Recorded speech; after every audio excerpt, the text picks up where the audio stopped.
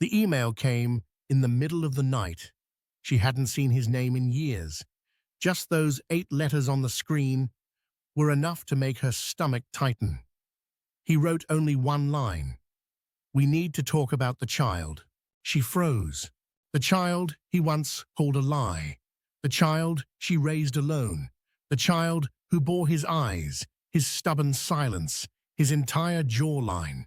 Attached was a file, a DNA report. She opened it, already knowing. The numbers confirmed what her body, her mind, her memory had always known. 99.9% probability of paternity. But it wasn't the report that shook her. It was the timestamp. He had done the test 2 years ago and said nothing. She stood in front of the university library, holding a thin envelope in her hands. The campus buzzed around her, voices, footsteps, laughter, but she no longer felt a part of that rhythm. Her eyes were fixed on the door in front of her, where she knew he would eventually appear. Inside the envelope was the result that changed everything. 2 lines, 1 decision, 1 irreversible truth. When he finally arrived, she stepped toward him, handed the envelope without a word, and waited. He opened it, glanced at the result, and looked back at her as if nothing in the paper mattered, as if she were just another administrative error. Then he turned around and walked away. She stood in silence, watching his back fade into the blur of students, knowing that whatever future she imagined had just disappeared. He didn't come back with questions. He didn't deny it out loud. He simply left. 2 days later, he submitted paperwork to transfer out of the university. His family had influence, and things moved quickly for people like him. Within a week, he had disappeared not only physically, but from records, group chats, class lists. People around her stopped replying to messages.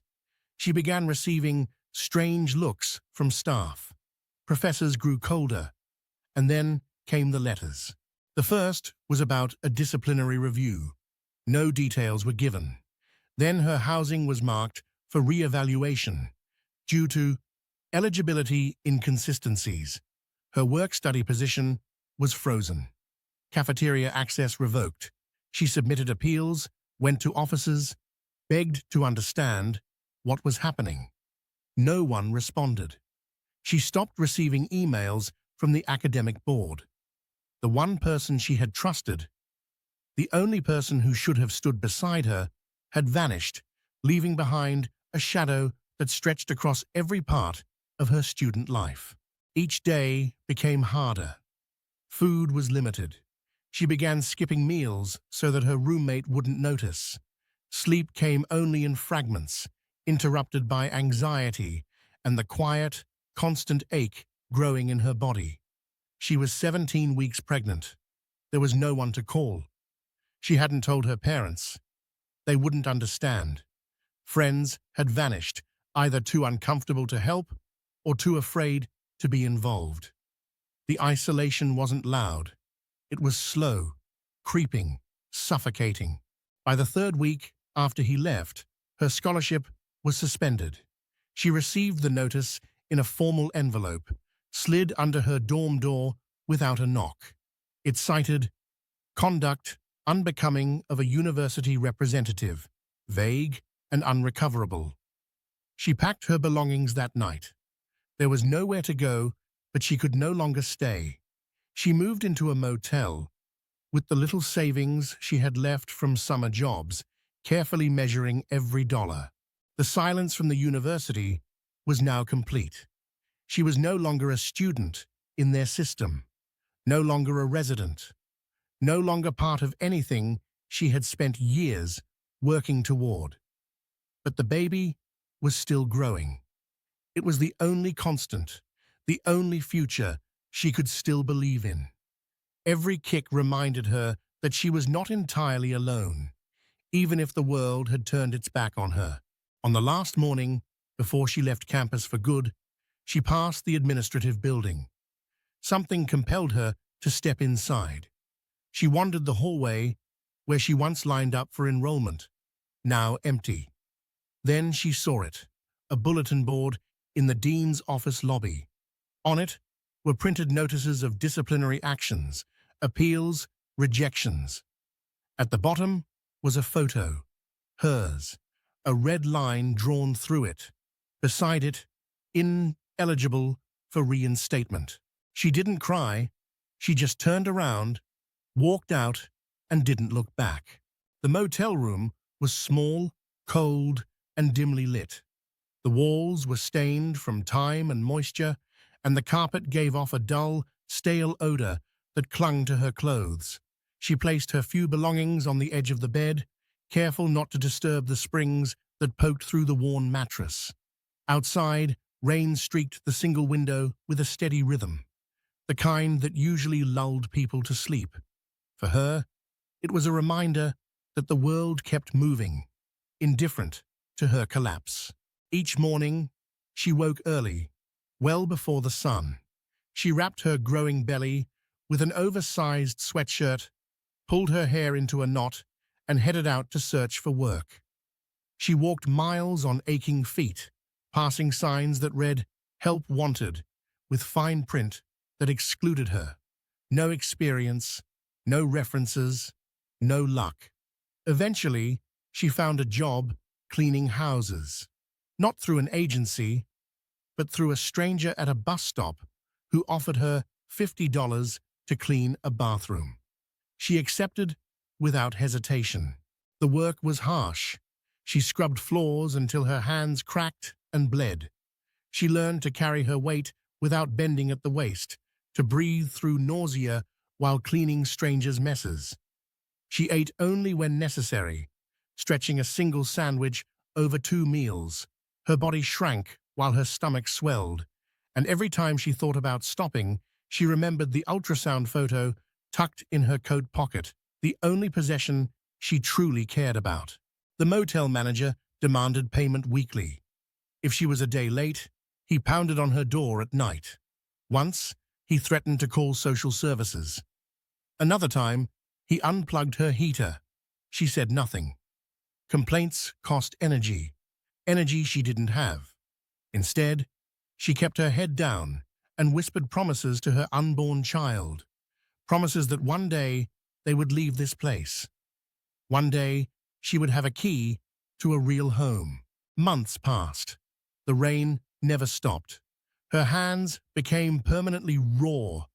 Her back constantly ached, and her shoes were more whole than fabric. But the baby was healthy. That's what the clinic told her, the free clinic 2 buses away, where they called her by a number and charged her nothing but time.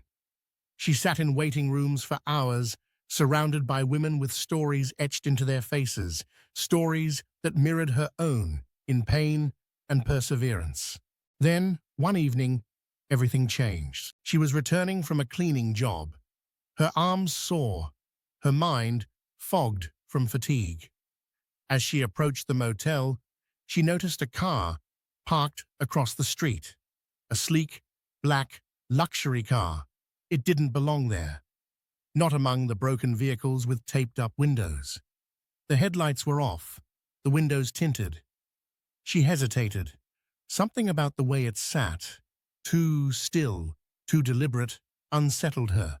The next night, it was there again. And again the night after that. Never moving, never running, just present, watching. At first, she thought it was paranoia. That exhaustion was playing tricks on her mind. But on the 5th day, the motel manager asked if she was expecting someone. When she said no, he frowned and mumbled something about rich people sniffing around the poor. Then he laughed and walked away. She didn't sleep that night. She sat by the window, staring through the crack in the curtain, waiting for movement. The car stayed until dawn, then vanished. And when she finally opened the door the next morning, she found something taped to it, an unmarked envelope. Inside was a photograph. It was her, standing at the intersection months ago, leaning over a man lying on the pavement, her hands stained with blood, her face twisted with fear. The timestamp confirmed it, and beneath the photo, a single line, printed in crisp black ink. "We know what you did." She stared at the photo for hours, unable to look away. It was like holding a ghost, not of someone else, but of herself. That night, the memory of the accident came back with painful clarity. The moment she ran toward the crumpled figure, the smell of oil and burning rubber, the sound of her own heartbeat thundering in her ears. She hadn't thought about it in months, not since the baby started to grow. But now, someone had unearthed it, and they were watching. The days that followed were a blur of dread and exhaustion. She continued working, cleaning houses, scrubbing offices, sweeping church basements. But now, every time she stepped outside, she felt the weight of unseen eyes. The car would appear and disappear. Some nights it followed her for a few blocks, headlights turned off, just far enough to cast doubt.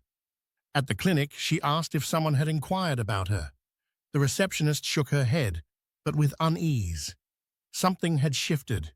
On the seventh night, the car was gone, but a new envelope had taken its place. This time, it contained only a name: V. Graves. There was no return address, no message. Just the name, typed in bold letters across a blank sheet of paper. She had no idea who it was, but the name clung to her thoughts like smoke. She spent what little money she had left on an hour of internet time at a nearby library. She typed the name, and the results shattered her. Vivian Graves, wife of Edwin Graves, real estate mogul, philanthropist, and mother of the man she had once trusted. The man who denied her. The man who abandoned her. Vivian was not just anyone. She sat on the board of hospitals, universities, and charity foundations. Her image was everywhere: red carpets, newspapers, interviews. But what caught the woman's breath was a single line in a minor article. Her advocacy began after her husband's accident in Houston, the near-death event that changed their family forever. She scrolled faster, tracing timelines. The accident had happened the same week she had pulled the man from the street. A pedestrian hit and left unconscious. No identification, no witnesses. The article didn't say much, but she knew. Somehow, she had saved that man. And now, his mother had found her. The next day, she returned to the motel and found an envelope slipped under the door. Inside was a business card, high-quality paper, embossed letters, minimalist design. The name was there again, V. Graves, and beneath it, a handwritten note. "We should talk. Your life may be more valuable than you think." Her hands trembled. Was this a threat? A warning? An opportunity? She wasn't sure. But there was no phone number, no address, just the card. She waited for 2 more days, unable to sleep. She kept the curtains drawn, flinched at every knock, and turned off the lights at night. On the 3rd morning, the motel manager knocked, not to threaten, but to hand her something. A woman dropped her this off, said you'd know what to do. It was a small box wrapped in gold paper. Inside was a folded sheet of paper, a printed DNA test request form already filled with her name, and a prepaid card, enough to cover testing, travel, and a week of food. She stared at the box for a long time. She knew what it meant. Someone out there had suspicions, or worse, someone knew the truth. She wasn't ready, but she had no choice. She packed the photo, the test request, and the ultrasound. Then she walked out the door, not to clean, but to be found. She didn't sleep that night. The small box with the DNA form sat untouched on the nightstand, casting a silent weight over the room. She stared at it as if it might blink, as if it might whisper answers she wasn't ready to hear. Everything about it felt too precise, too orchestrated. The name, the card, the money, all delivered without words. Someone wanted her to move, but on whose terms? By morning, she had made a decision. Not because she trusted them, but because she needed to reclaim even a sliver of control. She gathered the items, folded the form carefully, and dressed in silence. Her coat barely closed over her stomach now. The weather was turning colder, but she didn't feel it. Her nerves drowned out everything. She took the bus across town to the clinic listed on the form. It was clean, upscale, nothing like the free clinic she was used to. The receptionist didn't ask for ID. They were expecting her. That alone made her skin crawl. Within 15 minutes, she was seated in a private room, sterile and silent. The nurse took her blood quickly, efficiently, without small talk. Then she left her alone again. Before she could leave, another woman entered, older, graceful, eyes that held too much calculation. She didn't introduce herself, didn't ask questions. She only said, "You did more than save him. You changed the direction of everything." The woman handed her a folded sheet of paper and walked out. The paper wasn't a threat. It was an offer.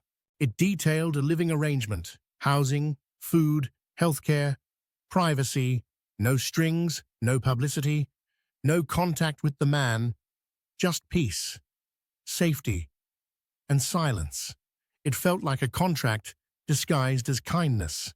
She took the bus home in silence. The city seemed more distant now, like something she had already left behind.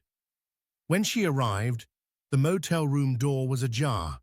Her heart jumped, but inside, nothing was missing.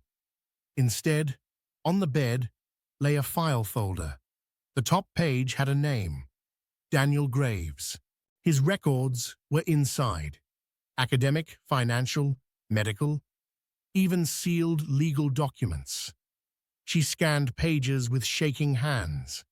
Among them, a scanned letter, one he had written the week after the accident. In it, he begged someone to find the woman who saved me. He didn't know her name, but he described her perfectly. And then another page, a sealed test result, dated months earlier. DNA. Fatherhood probability, 99.9%. Signed and notarized. He had known all along. He hadn't denied her out of ignorance. He had denied her because admitting the truth meant admitting weakness. It meant challenging the narrative his family built for him, and he had chosen silence. She sat for hours staring at the file. Rage came in waves, followed by grief. But beneath it all was something sharper. Resolve. She could expose everything.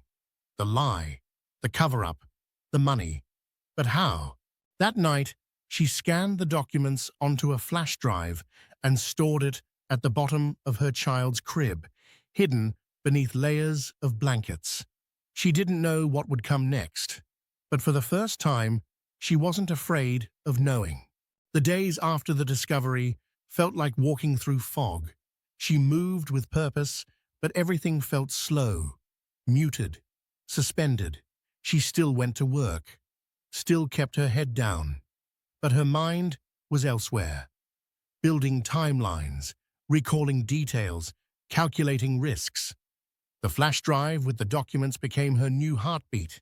She checked it every morning and every night. It stayed under her child's crib, zipped into the corner of a blanket only she knew how to fold. 3 days later, she returned to the clinic for the DNA results. This time, the receptionist handed her a sealed envelope without a word. She walked out before opening it, breathing slowly, hands trembling. At the bus stop, she sat down and peeled the flap open.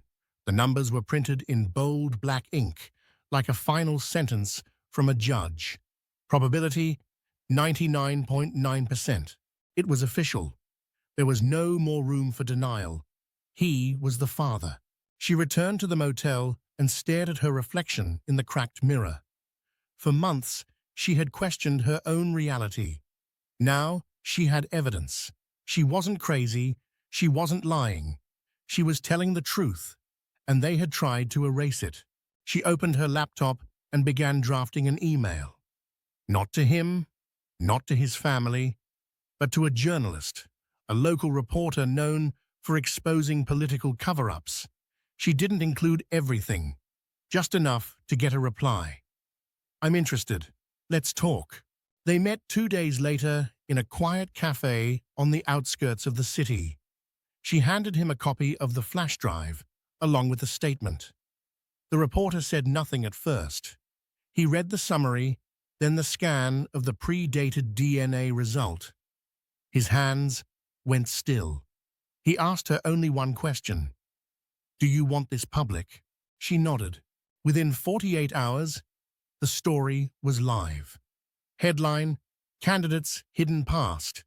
DNA test confirms child he denied. It spread quickly, first in local circles, then national. The article laid out the full arc: the paternity denial, the private test he had hidden, the motel, the surveillance, screenshots, dates, official documents.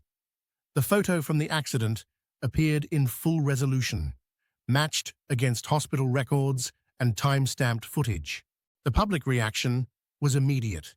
His campaign suspended all media appearances. Press flooded his family's estate. Donations dried up.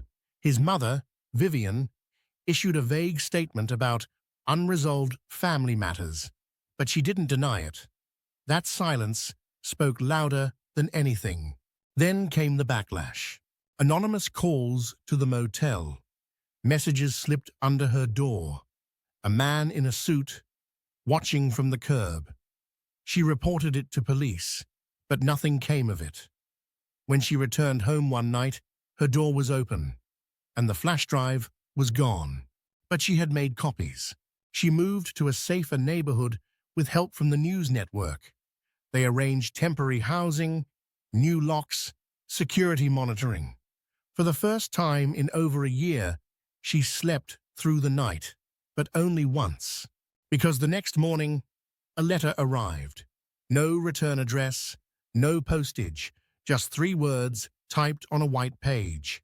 "See you soon." She didn't leave the apartment for 3 days after the note.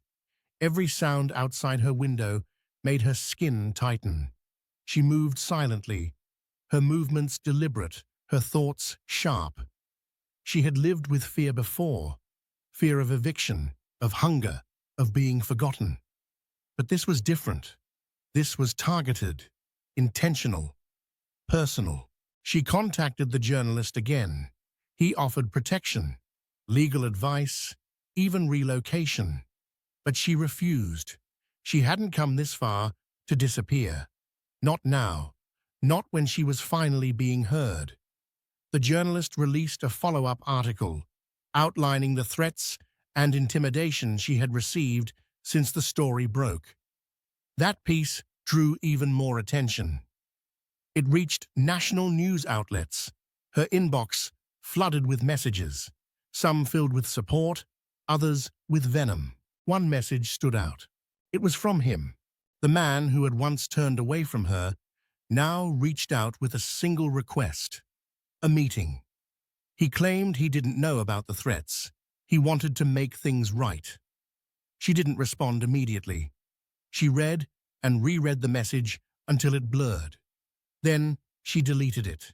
She needed more than apologies. She needed actions. A week passed. Then came the court summons.